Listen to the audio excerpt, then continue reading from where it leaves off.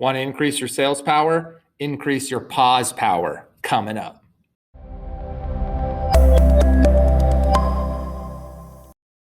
So what is the pause power?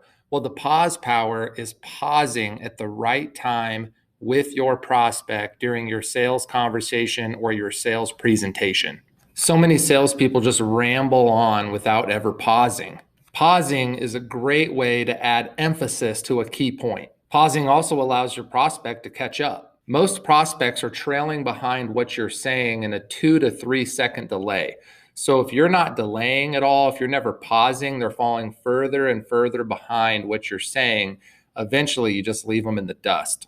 Oftentimes, if you pause after the prospect finishes speaking, they'll pick right back up and continue speaking. This is great because the more the prospect talks, the more money you make. Pausing also allows the prospect to take a breath. Imagine you're holding the prospect's head underwater while you're speaking.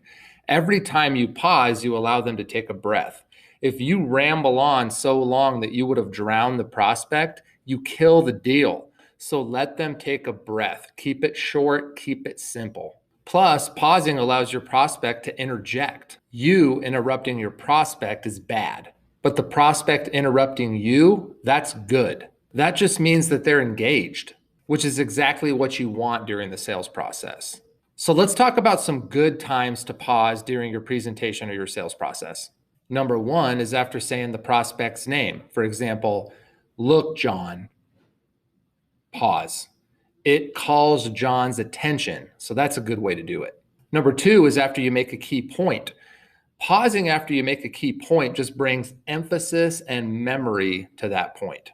Number three is after you ask a question. So many times salespeople ask a question and immediately answer their own question. That defeats the purpose of sales. You want the prospect to talk. So pause after you ask a question, even if it becomes awkward. Studies show most prospects will begin speaking within 3 seconds, but no longer than 10 seconds. 10 seconds feels like an eternity. Generally speaking, though, 3 seconds is when they'll start to speak. Just hold your water, be strong, pause, wait. They'll eventually start talking. Number four, after you ask for the business. One of the best ways to ask for the business is just to say, well, what do you think? Pause. Pause as long as it takes and let them speak. They will tell you where you're at in terms of closing the deal. Number five is after an objection. If they make an objection, don't just immediately start ranting and defending your position. Pause. And then address the point. It brings more meaning to what you're going to say. And number six, pause after you address an objection.